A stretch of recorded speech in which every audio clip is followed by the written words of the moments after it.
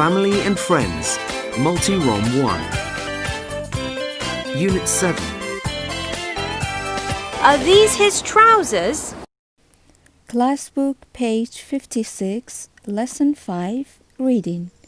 Gulakanim, classbook kantan kanawa, la para penjaw shesh, wani penjam خوێندنەوە من هەیە با بزانین خوێندنەوەی ئەم جارەمان چییە بەیەکەوە گوێ لێگرین و ئەی خوێنینەوە. Listening 80. Listen and read. Look at these trousers, Max.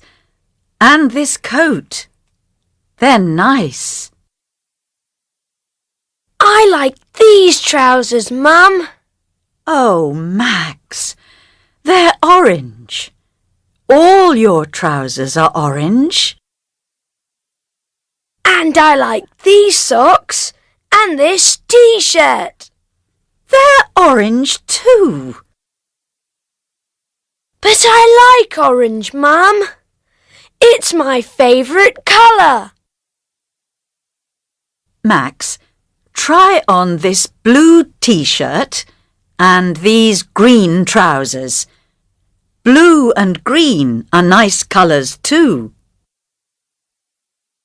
But, Mum, orange is my football team's colour. Guess what? What do we have now?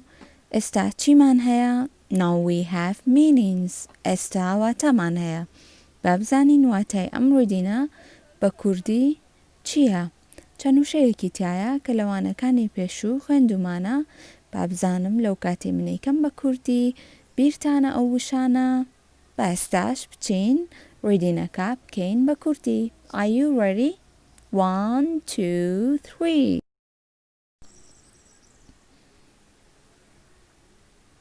Look at these trousers, Max, and this coat. They are nice. Max, سەیری ئەم پانتۆڵ و چاکەتە بکە. جوانن. I like these trousers, Mom. من حەزم لەم پانتۆڵەیە دایکە. Oh, Max, they're orange. All your trousers are orange. Oh, Max, ئەمە پرتەقاڵیە. هەموو پانتۆڵەکانی تۆ ڕەنگەکانیان پرتەقاڵیە. بەم قسەیە وا دەرەکەوێ کە ماکس حەزی لە ڕەنگی پرتەقاڵی بێ. ئەگینا بۆچی هەموو پانتۆڵەکانی ئەو ڕەنگەیە؟ با ڕوویدینەکە تەواو بکەین و بزانین وایە؟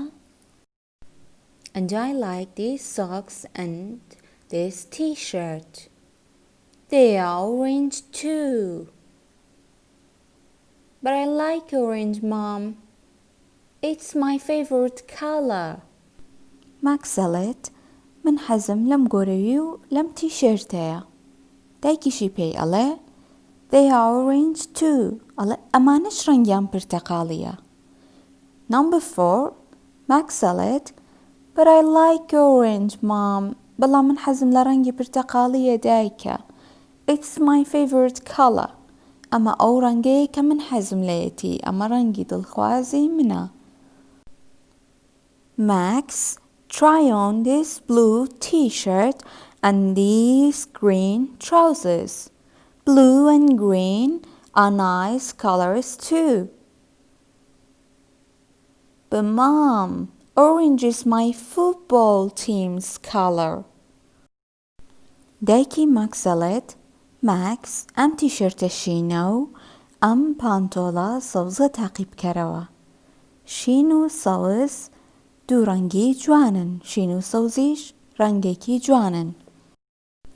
ماکسی شەڵێت بەڵام دایکە ڕەنگی پرتەقاڵی ڕەنگی تیمی دوو گۆڵەکەی منە. واتە ماکس ئەچێ بۆ فوتبۆڵ ئەچێ بۆ دوو گۆڵی. تیمەکەی ماکس چ ڕەنگە جلەکانیان ڕەنگی پرتەقاڵیە. لەبەرەوەی ماکس زۆری حەز لە فوتبۆڵە جلی پرتەقاڵی لەبەرەکەن لەوێ ئەوێت هەموو جلەکانی تریشی پرتەقاڵی بێت. لە بازارەکە هەرچێکی هەڵبژارد ڕەنگی پرتەقاڵی بوو. کەواتە ڕەنگی پرتەقاڵی ئەو ڕەنگەیە کە ماکس حەزی لەیەتی. گوڵەکانی من کتێبەکانتان لاپەڕە 56 کلاسبوک page 55 کلاسبوک. ئێستا ئێمە باسی ئەم ڕیدینەمان کرد بەیەکە و هەموویمان کرد بە کوردی. باسی ئەومان کرد کە ماکس حەزی لە ڕەنگی very good ماكس حەزی لە ڕەنگی پرتەقاڵیە. Orange is his favorite color. ڕەنگی پرتەقاڵی ئەو ڕەنگەیە کە ماکس حەزی لەیەتی و هەموو جلەکانی ڕەنگەکانیان پرتەقاڵیە و ئەیوێت هەر ئەو ڕەنگە جلەی هەبێ. دایکیشی لێرە تۆزێک تووڕە بووە ئەڵێ they are orange too. بۆچی وەڵێ لێرە ماکس شتێکی هەڵبژاردە بوو هەر پرتەقاڵی بوو هەرچێکی هەڵبژار هەر پرتەقاڵی بوو. دایکیشی ئەیویست ڕەنگی جلەکانی ماکس بگۆڕێت. لە خوارەوە ڕاهێنانێکمان هەیە لەسەر ئەو ڕیدینەی کە باسمان کرد. Read again ئەڵێ جارێکی تر بیخوێنەرەوە. Circle the wrong word and write the correct word. باز نەبێنە بە وشە غەڵەتەکەیە و وشە ڕاستەکە بنووسە. Number 1. Max is a girl. Max کچە. Circle girlەکەین لەبەرەوەی Max کچ نییە. Max کوڕە. ئەنووسین boy. Max قژی کورتە و دەموچاویشی کوڕە. Max کوڕە. He is a boy. He is a boy. Max is a boy. Max کوڕە. All Max's cardigans are orange. هەموو چاکەتە خوریەکانی Max ڕەنگەکانیان پرتەقاڵیە. هەموو چاکەتە خوریەکانی نا. هەموو جلەکانی کەواتە سێرکڵی کاردیگانسەکەین لەبەرێگەر بڵێ هەموو چاکەتە خوریەکانی یعنی بە زۆری پرتەقاڵیە. نا ئێمە بەستمانەوەیە هەموو جلەکانی پرتەقاڵی بێ. سێرکڵی کاردیگانەکەین سێرکڵیەکەیت و لێرە ئەنووسی clothes. Number 3. Max's favorite color is green. ئەو ڕەنگەی کە ماکس حەزی لێیەتی سەوزە. لا چیرۆکەکە کە خوێنمانە وتمان ماکس حەزی لە چ ڕەنگێکە؟ Orange. Orange is his favorite color. ماکس حەزی لە ڕەنگی پرتەقاڵیە هەموو جلەکانی پرتەقاڵی و کوڕیشە. Do you remember what is the meaning of trousers? ئێوە زانن واتای trousers چییە؟ Trousers واتە پانتۆڵ. Trousers واتە پانتۆڵ. لەوانەکانی پێشوە خوێندومانە. گوڵەکانی من ئەی واتای socks چی بوو؟ بیرتانە واتاکەی چی بوو؟ socks واتە گۆرەوی.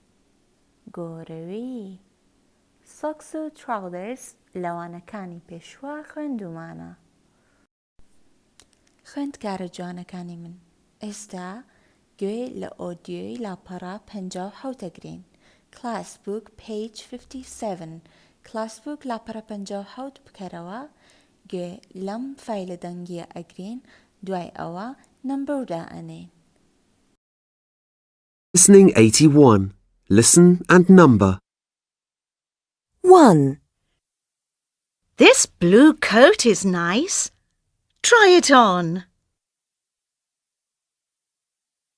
2. But I like this red coat, Mum.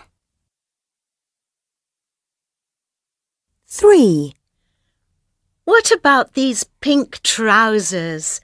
They're nice. 4. But look at these red trousers. My favourite colour is red. 5. OK. Well, these shoes are red. Yes, I like them too. دایکێک و کچێک لە بازارن دایکەکە ئەڵێت This blue coat is nice. Try it on. ئەڵێ ئەم چاکەتەشینە جوانە تاقی بکەرەوە. Number 2 کچەکە ئەڵێ But I like this red coat, Mum. بەڵام دایکە من حەزم لەم چاکەتە سوورەیە. Number 3 دایکی ئەڵێ What about these pink trousers? They are nice. ئەیچی دەربارەی ئەم پانتۆڵە پەمەییە ئەمەش جوانە. کچەکەشی ئەڵێت But look at these red trousers. My favorite color is red. دایکە سەیری ئەم پانتۆڵە سوورە بکە ئەو ڕەنگی من حەزم لێیەتی سوورە کە لە هەموو ڕەنگەکان زیاتر حەزم لێیە. دایکیشی ئەڵێت باشە ئەم پێڵاوانەش سوورن. These shoes are red. کچەکەش ئەڵێ Yes, I like them too. بەڵێ حەزم لەوانەشە. Okay, let me ask you a question. با پرسیارێکتان لێ بکەم. What is your favorite color? تۆ حەزت لە چ ڕەنگێکە؟ ئەزانن من حەزم لە چییە؟ Well, my favorite color is blue. ئەو ڕەنگەی کە من حەزم لەیەتی شینە. گوڵەکانی من لاپەڕە 57 ئەم ڕاهێنانەمان ئێستا کرد بەیەکەوە. لە دوای ئەو سپیکینێکمان هەیە ئەمە ئەبێ لە کلاس بەیەکەوە بیکەین بەڵام لەبەرەوەی کە دەوامتان نییە خۆم پرسیارەکە ئەکەم و جوابەکەش ئێمەوە. پرسیارەکە دەربارەی جلەکانە ئەڵێ ئەم چاکەتە چ ڕەنگە، ئەم پێڵاوە چ ڕەنگە و جواب ئەیتەوە ئەمە ڕەنگی سوورە، ئەمە شینە و بەم شێوەیە. با بزانین چۆن پرسیار بکەین و چۆن وەڵام بینەوە. بەڵام بە جوانی گوێم لێ بگرە، دوای ئەمە تۆش پرسیارێک دروست بکە و لە دەفتەرەکە تا بینووسە بۆ یەکێک لەمانە کە حەزلەیەتی. Okay, the first one. What color is this coat? What color is this coat? ئەم چاکەتە چ ڕەنگە؟ It is red. ڕەنگی سوورە. What color is this coat? ئەی ئەم چاکەتە چ ڕەنگە؟ Is it yellow? ئەمە ڕەنگی زەردە؟ No, it isn't. It is blue. ڕەنگی شینە. What color are these shoes? What color are these shoes? ئەم پێڵاوە چ ڕەنگە؟ They are red. ڕەنگی سوورە. What color are these trousers? What color are these trousers? ئەم پانتۆڵە چ ڕەنگە؟ They are red. ڕەنگی سوورە. What color are these trousers? What color are these trousers? They are pink. ڕەنگی پەمەیە. جارێکی تر. What color is this coat? What color is this coat? What color are these shoes? What color are these trousers? What color are these trousers? بۆ هەمووی وتمان ئەمە ڕەنگی چییە؟ بۆ مانە وتمان What color is this coat لەبەرەوەی یەک چاکەتە. بەڵام لە زمانی ئینگلیزیە پێڵاو کە هەر شتێک کە جووت بێ بۆ نمونە پێڵاو دوو تاکی هەیە. Trousers قاچێکی حسابی دوو قاچی بۆ کراوە. باشە بۆیە ناڵێین What color is this trousers? ئەڵێین What color are these trousers? ئەم پانتۆڵە چ ڕەنگە؟ نابێ بڵێین What color is this trousers? ئەبێ بڵێین What color are؟ ئەبێ R بەکاربێنین What color are these trousers? What color are these trousers? بۆچی لەبەرەوەی جووتە. لێرە ئەڵێین What color is this coat? لێرە ئەڵێین What color are these trousers? Okay? بەم شێوەیە. یەک پرسیار بنووسن لە دەفتەرەکەتانە. بەڵام ئەم دوانە نەبێ یەکێکی تر بێ جگە لەم دوانە خۆتان پرسیارێک دروستکەن و بینووسن. ئەشتوانن ڕسمی چاکەتێک بکەن یا ڕسمی هەر شتێکە حەستان لێتی پرسیار بکەن دەربارەی ڕەنگەکەی و جوابەکەی لە دەفتەرەکەتانە بینووسن. ئەمە یەکێکە لە هۆمۆرکەکان و بۆم بنێرن ئازیزەکانم.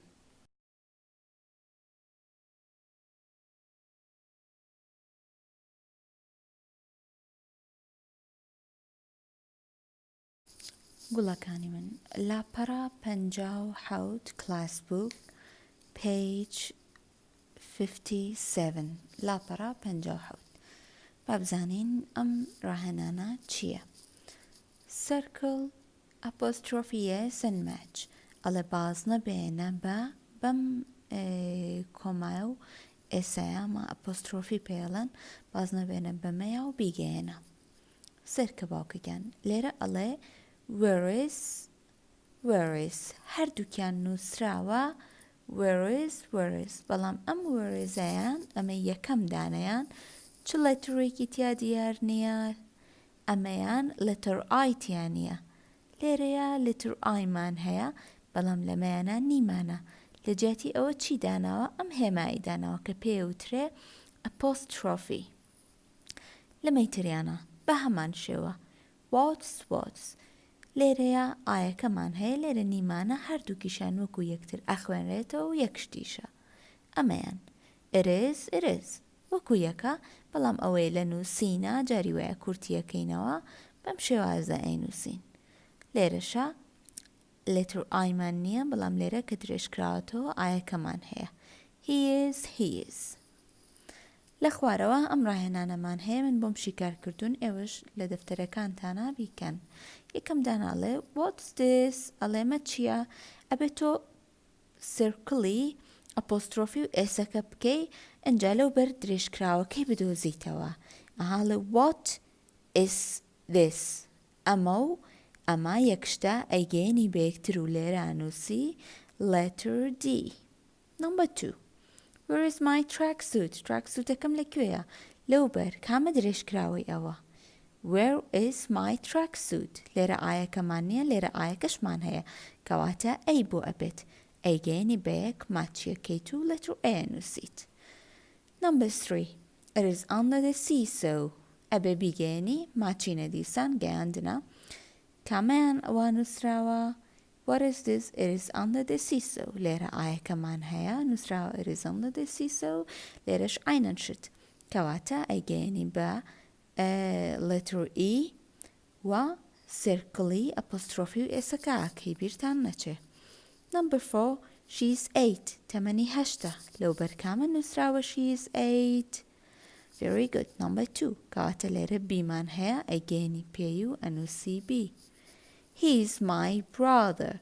He is لەو بەرکامە وایە و ئایەکەشی تایە ئەمە He is my brother. He is my brother. کەواتە ئەمەیانە ئەنووسیسی و ئەیگەێنیت. Which letter is missing? لێرەیە پێت ئەڵێ چپی تێکون بووە ئێستەکەمان هەیە وتمان ئەمە لە جیاتی چپی تێکدا ئەنین بۆەوەی کورتیکەینەوە letter I.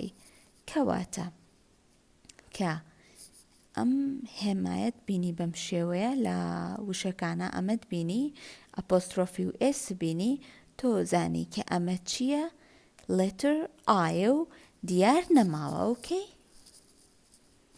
گوڵەکانی من ئێستا چەند شتێکتان بۆ نووسم ئێوەش لە دەفتەرەکانتانە بینووسنەوە دەربارەی ئەم ڕاهێنانەیە کە ئێستا کردمان.